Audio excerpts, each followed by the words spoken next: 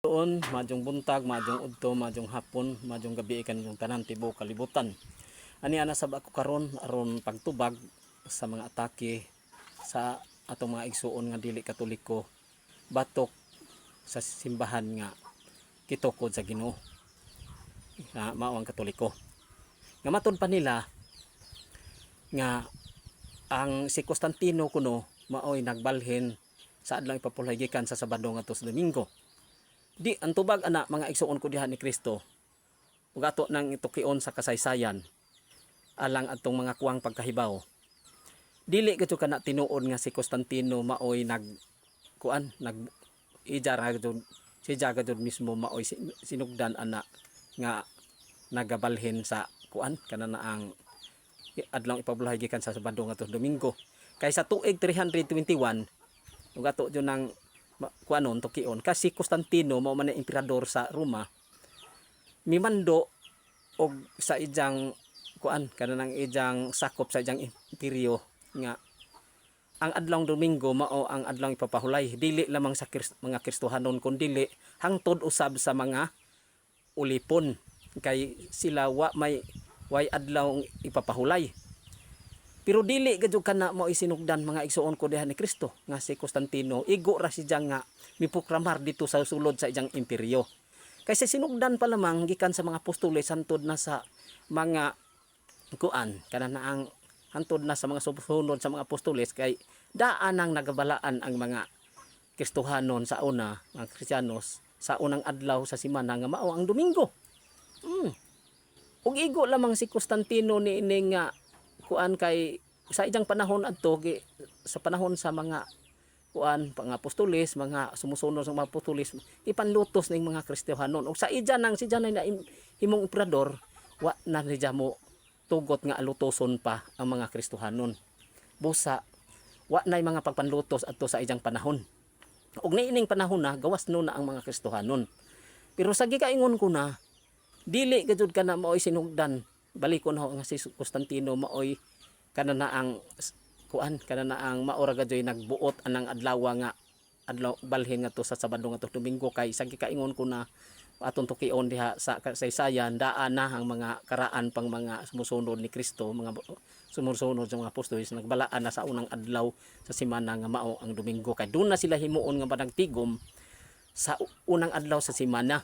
Mabasa pud nga nato na sa church history Baylaw pahina 9 nga ang mga Kristo sila mga adlaw nga diin sila magtigom ang mga Kristohanon nga mao ang adlaw Domingo.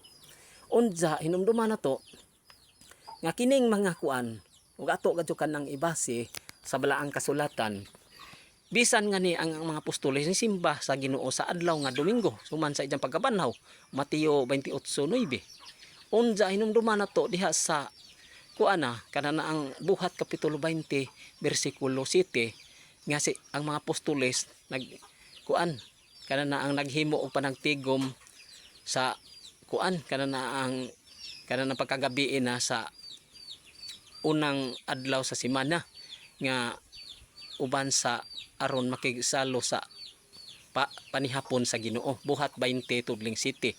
Ug sa 1 Korinto unang sulat ni San Pablo ngadto sa Korinto uluhan 16 tudling 2 nga ang unang adlaw sa semana mao ang Domingo diin magkuan silang mga kolekta ilang para itabang pud sa ilang mga kaigsuonan. 1 Korinto 16:2. Unsa hinumduman nato nga ang mga apostoles pod nagtigom sila sa adlaw nga Domingo.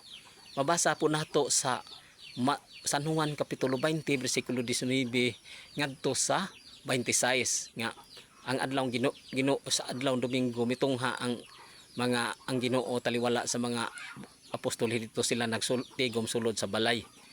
Basa nato gihapon San Juan Kapitulo 20 bersikulo 19 ngadto 26. Unsa diha sa kaning adlaw pong adlaw Domingo mao po ni pagkunsad sa Espiritu Santo din ang mga apostoles gikunsaran sa Espiritu sa adlaw nga Domingo. Kana diha sa Buhat Kapitulo 2 bersikulo 1 ngadto na sa Tres nga nagsulti ang mga apostoles ug laing-laing mga pinulungan human diha nga gikunsaran sila sa Espiritu Santo.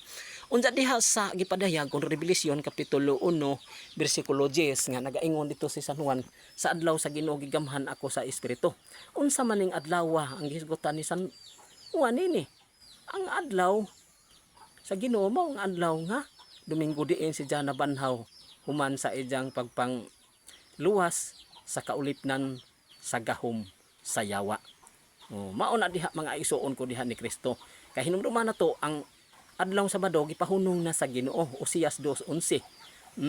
Unsa gipulihan na og adlaw ng Domingo kay naghisgot na San Pablo sa Hebreo kapitulo 4 bersikulo 8 ngadto 9 nga kung si Josue nakahatag pag nilagpahulay dili nang ta maghisgot pa og lain pang adlaw. Sa ato pa dunay adlaw ipapahulay pero lain na, dili na Sabado ug kana way lain maong Domingo. Amen. Busa mga isuon ko diha ni Kristo, angay kita ining magtuki nga manghinaot unta ko nga kini nga hong gisulti karon dili man niingog aho ra, kun dili sigon man na sa aho pong nahibaw-an sa ahong pagtuki-tuki, aho pong gipaambit diha ninyo manghinaot unta ko nga dili na mo magduha-duha pa. Di aron nga balhin na pug mga laing sikta. Hinaot unta nga matisok kini sa nahuna og kasing-kasing aron maghiusa kita sa pagmaalaga diha sa simbahan nga gitukod sa Ginoo. Amen.